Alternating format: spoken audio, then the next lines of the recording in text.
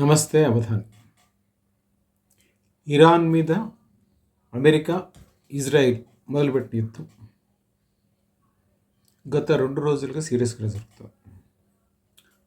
ఆయతుల్లా Khomeini Iran అధ్యక్షుడు దాడుల్లో America, Israel సంయుక్తంగా ఆయన్ని మట్టుపెట్టాయి. ఆయనతో పాటు మరొక 3 సీనియర్, అంటే వాళ్ళ రక్షణ మంత్రి, వాళ్ళ రక్షణ బలగాల ఇన్ఛార్జ్, సెక్యూరిటీ ఇన్ఛార్జ్, వీళ్ళు 4 చనిపోయారు. దీని ప్రభావం ఎలా ఉండబోతుంది అనేది ప్రశ్న. సరే, ఇరాన్లో ప్రభుత్వానికి అనుకూలంగా ఉన్న వాళ్ళంతా మేము ప్రతీకారం తీర్చుకుంటామని గట్టిగానే హెచ్చరికలు జారీ చేశారు. మరోవైపు ఏం జరిగిందంటే, ఈ హెచ్చరికలు కానీ కూడా చాలా సీరియస్ విషయం. కొంతమంది ఆయతుల్లా ఖొమైనీ హత్యని సెలబ్రేట్ చేసుకున్నారు. వీళ్ళు ఎవరు అంటే, దేశంలో మహిళల మీద లేదా ఒక వర్గం మీద ఉన్న నిర్బంధాన్ని వ్యతిరేకిస్తున్న వాళ్ళంతా దీన్ని సెలబ్రేట్ చేసుకున్నారు. They came to streets and celebrated. సహజంగానే ఎక్కడ ఏ ప్రభుత్వం ఉన్నా దాన్ని వ్యతిరేకించే ఒక వర్గం ఎక్కడైనా ఉంటుంది, ఇక్కడ ఉంది. కానీ ఖచ్చితంగా ఆయతుల్లా ఖొమైనీని ఇచ్చేయడం అనేది, హత్య చేయడం అనేది సీరియస్ ఇష్యూ. దీని ప్రభావం ఇమ్మీడియట్గా ఇండియా మీద ఏముండబోతుంది? ఫస్ట్ అండ్ ఫార్మోస్ట్, ఇరాన్ మిగిలిన గల్ఫ్ దేశాల మీద దాడులు చేస్తుంది. ఎక్కడైతే అమెరికా స్థావరాలు ఉన్నాయో అక్కడక్కడే దాడులు జరుగుతున్నాయి. ఈ దాడుల కారణంగా కొంతమంది భారతీయులు కూడా ఇబ్బంది పడే పరిస్థితి ఉంది. ఒకటి. రెండోది, ఇది దీర్ఘకాలం కొనసాగితే వివిధ దేశాల్లో పనిచేస్తున్న వాళ్ళు అక్కడి నుంచి వెనక్కి రావడానికి కానీ, లేదా అక్కడికి వెళ్ళడానికి కానీ, వేరే విధంగా కానీ ఇబ్బంది పడే అవకాశం ఉంది. అది రెండోది. మూడోది, హెర్ముజ్ జలసంధిని ఇరాన్ బలగాలు ప్రస్తుతం నిలిపివేసాయి, వాటి కంట్రోల్లోకి తీసుకున్నాయి. అది అక్కడి నుంచే వాళ్ళ కంట్రోల్ ఉన్న ప్రాంతం నుంచి అది ప్రవహిస్తూ ఉంటుంది. ఈ కారణంగా చమురు ఉత్పత్తులు ట్రాన్స్పోర్టేషన్ చాలా పెద్ద సమస్యగా మారిపోతుంది. ప్రత్యామ్నాయ మార్గాలు వెతుక్కోవాల్సిన పరిస్థితి ఆయా దేశాలకు ఏర్పడింది, దిగుమతి చేసుకునే దేశాలన్నిటికీ. ఈ కారణంగా చమురు ఖరీదు, డిఫరెంట్ ఆయిల్ ప్రొడక్ట్స్ ఖరీదు గణనీయంగా పెరగబోతుంది. ఎంత పెరుగుతుందంటే ఇంకా తెలియదు, but surely. And there will be a delay. This is what it is.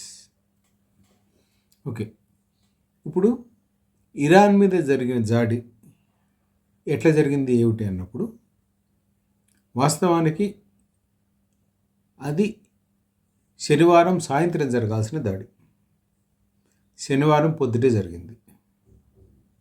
దీనికి రీజన్ ఏమిటి అంటే, ఆయతుల్లా Khomeini he held a meeting with some of his closest AIDS. తనకు చాలా సన్నిహితంగా ఉన్న కొంతమందితో ఆయన మీటింగ్ పెట్టుకున్నాడు. వాళ్ళు మీటింగ్ పెట్టుకుంటున్నారు అనే సమాచారము ఇజ్రాయెల్కి అందింది. And they attacked where they are holding a meeting ఎక్కడ పెట్టుకున్నారో అక్కడే దాడి చేశారు, లక్ష్యాన్ని తదుపట్టించారు. అండ్ వాళ్ళు చెప్పిన ఒక పెద్ద రీజన్ ఏమిటంటే, అధ్యక్షుడిని కనుక మేము టార్గెట్ చేసి ఇచ్చేయగలిగితే it's a surprise for the nation, it's a shock for the nation, and it will take time for them to react to the extent which was expected if he's alive. Khomeini కనుక బతికుండి ఉంటే ప్రతిస్పందన వేరుగా ఉండదు.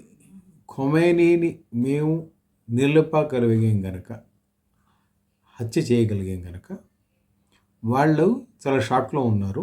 They could not respond properly even though they are attacking. This is an advantage. That is one. 2, Khomeini పాలనను వ్యతిరేకిస్తున్న చాలామంది ఇప్పుడు బయటకు రాగలుగుతారు.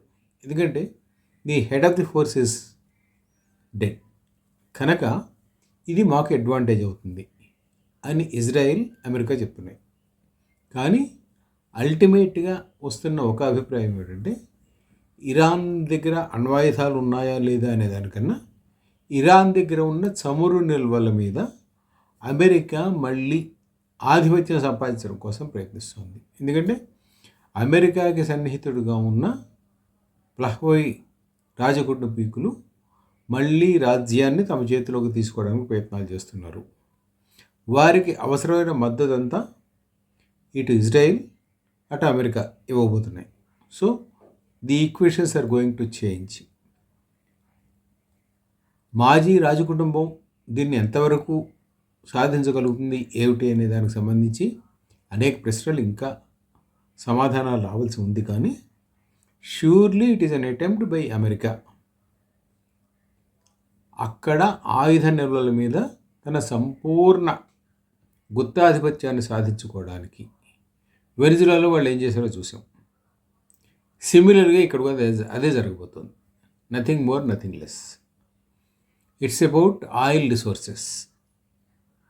చమురు నిల్వల మీద తమ ఆధిపత్యాన్ని సంపాదించుకుంటే తమకుండే అడ్వాంటేజ్ కూడా అమెరికాకి తెలుసు. America is going to do that.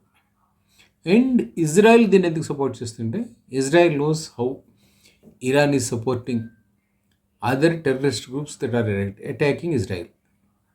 కనుక తమ శత్రువులను పెంచి పోషిస్తున్న ఇరాన్ని నిలువరించడం కోసం సహజంగానే అమెరికాతోటి ఇజ్రాయెల్ చేతులు కలిపింది. This is what is happening in the Gulf.